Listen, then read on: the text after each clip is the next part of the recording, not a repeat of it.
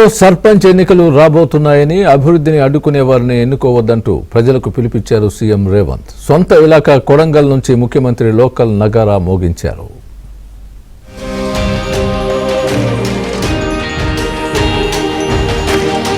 Telangana CM Revanth Reddy Vikarabad జిల్లా కొడంగల్లో పర్యటించారు. అక్షయపాత్ర ఫౌండేషన్ కిచెన్ ను పరిశీలించారు. మిడ్ డే మీల్స్ కిచెన్ భవన నిర్మాణానికి భూమి పూజ చేశారు. 10,300 కోట్లతో అభివృద్ధి పనులకు శంకుస్థాపన చేశారు.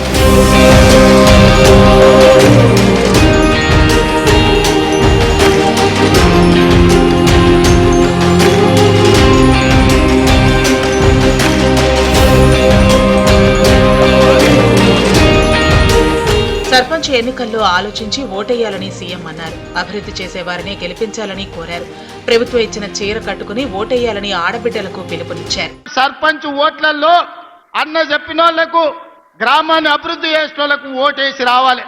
మా అక్కలందరికీ ఒకటే సూచన, ఎన్నికల రోజు ఓట్లేయడానికి మీకొచ్చిన చీర కట్టుకొని లైన్లో నిలబడి ఇందిరమ్మ రాజ్యాన్ని మేము ఆశీర్వదిస్తున్నాం, ఇందిరమ్మ రాజ్యమే కావాలని చీర కట్టుకోవడం ద్వారా మీ అభిమానాన్ని ప్రదర్శించండి, మీ సోదరుడిని ఆశీర్వదించండి. ఎందుకంటే ఆ చీరను 10 రకాల డిజైన్లు చేపించి ఏ చీర మా ఆడబిడ్డలకు బాగుంటుందని 10 రకాలుగా పరిశీలన చేసిన తర్వాత నిర్ణయం తీసుకున్నాం. రేపు సర్పంచ్ ఎన్నికలు అత్యంత కీలకం. కొడంగల్ నియోజకవర్గ అభివృద్ధికి ఈ సర్పంచులే కీలకం. మంచి వాళ్లను సర్పంచులుగా ఎన్నుకోండి. కొడంగల్లో 28,000 మందికి ఉదయం అల్పాహారం అందిస్తున్నామని సీఎం తెలిపారు. నియోజకవర్గంలో 5,000 కోట్లతో ఎడ్యుకేషన్ క్యాంపస్ నిర్మిస్తున్నామన్నారు. అంతర్జాతీయ ఎడ్యుకేషన్ హబ్ గా కొడంగల్ ను తయారు చేస్తామన్నారు. ఈనాడు 5,000 కోట్ల రూపాయలతోని మా ఎడ్యుకేషన్ క్యాంపస్ ని ఈ రోజు మేము నిర్మించుకుంటున్నాం.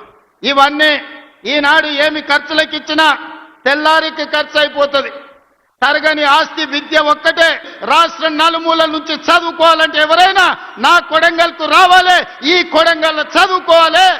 ఎవరైనా గొప్ప చదువు చదవాలి అంటే, గొప్ప చదువు వాళ్ళ పిల్లలు చదవాలంటే తల్లిదండ్రులు అయ్యా పిల్లగాన్ని కొడంగల్ పంపించారు, మంచిగా చదువుకుంటాడు, మంచి చదువులు చెప్తారు కొడంగల్ అని రాష్ట్రం నలుమూలల అమ్మలు మాట్లాడుకోవాలని ఇవాళ కొడంగల్ నియోజకవర్గానికి ఒక ఎడ్యుకేషన్ క్యాంపస్నే తీసుకొచ్చినాం. ఉస్మానియా యూనివర్సిటీలో కూడా ఇన్ని ఫ్యాకల్టీస్ లేవు, ఇన్ని కాలేజీలు లేవు అక్కడ ఉండే క్యాంపస్లో.